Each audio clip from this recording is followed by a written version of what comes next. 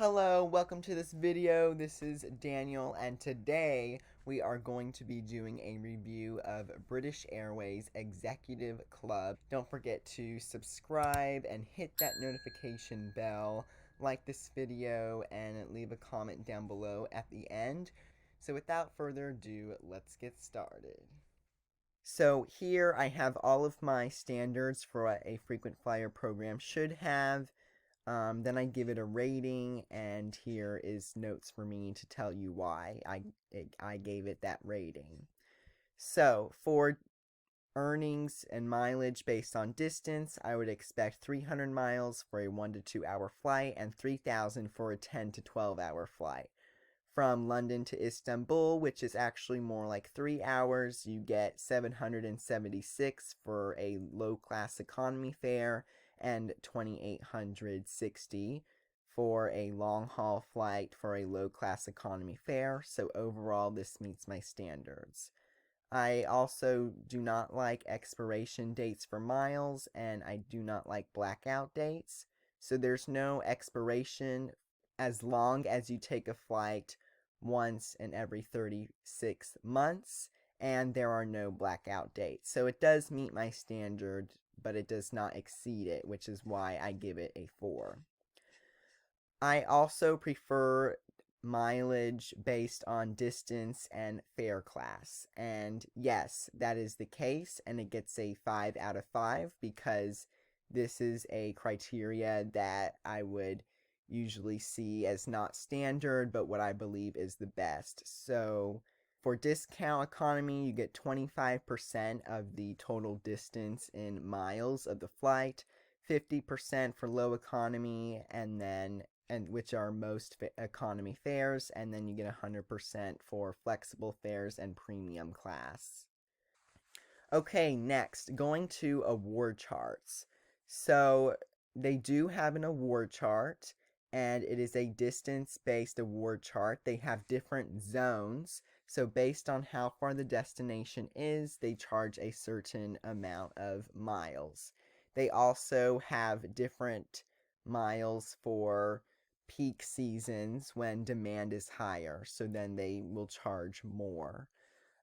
They have a separate award chart for redeeming Avios on partner airlines, which I will also show.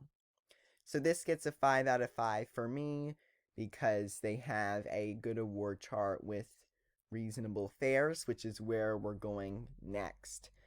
So, yes, they do have reasonable fares when you just look at the miles. But if you're redeeming on British Airlines, they charge fuel surcharges. And on one of the flights I looked up, it cost an extra $370. And another one was like $130. So now hold on before you say, oh my gosh, I'm just gonna trash this program, not even join it. They do not charge the fuel surcharges for partner airlines. So if you're willing to, redeem miles for partner airlines, and if you can, then that is fine because they do offer good award fares for partner airlines, such as one from Haneda, Tokyo to Chicago on Japan Airlines for $62,000 in premium class, and I'll show a couple other ones as well. Next, for the qualification period for earning elite status, I would usually say that it needs to be at least a year, and that is the case for British Airlines. You get a 1-year period to earn what they call tier points from the time you sign up.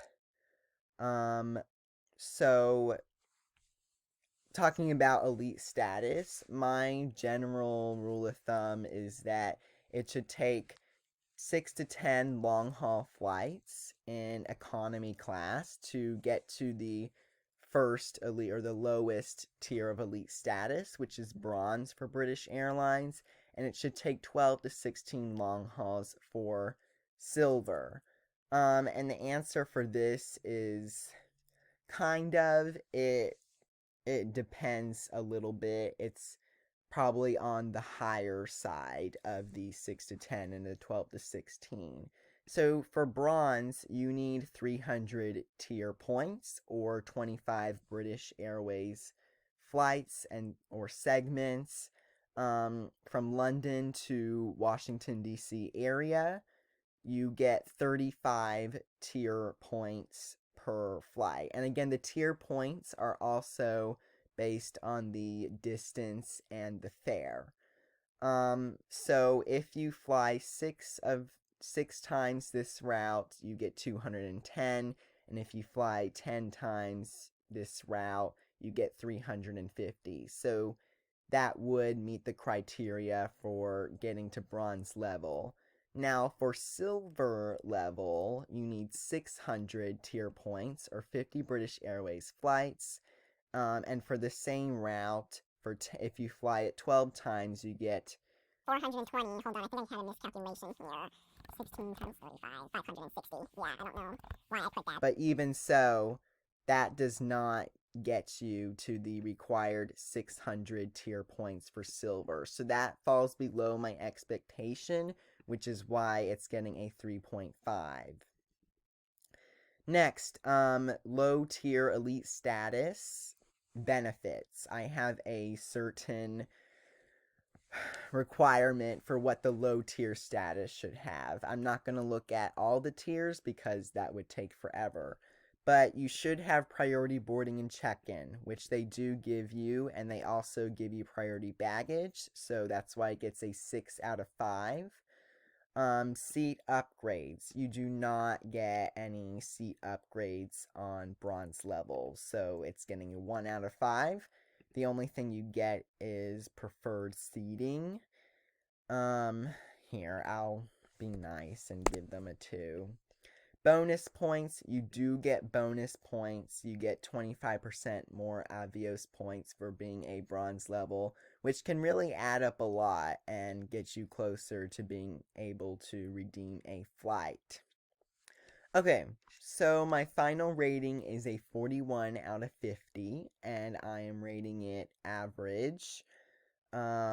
I think I'm rating it average for a number of factors. The first one is that you don't get any seat upgrades. The second one is that to get to silver, it takes quite a lot of flying to actually achieve that, so it's not very easy. And then the third reason is because the high fuel surcharges for redeeming award Avios on British Airlines. Now, that's not to say you shouldn't join this program because they have really good award fares for partner airlines. 18,000 points to fly transatlantic is pretty darn good. 62,000 points for premium Trans-Pacific is also pretty decent. So you can find some very good award fares. So even though I rate this program average, I would still join it because if there's ever an opportunity where I can transfer credit card points to British Airways to redeem for one of these wonderful partner flights, I would absolutely do it. I actually just joined British Airways Executive Club for that reason.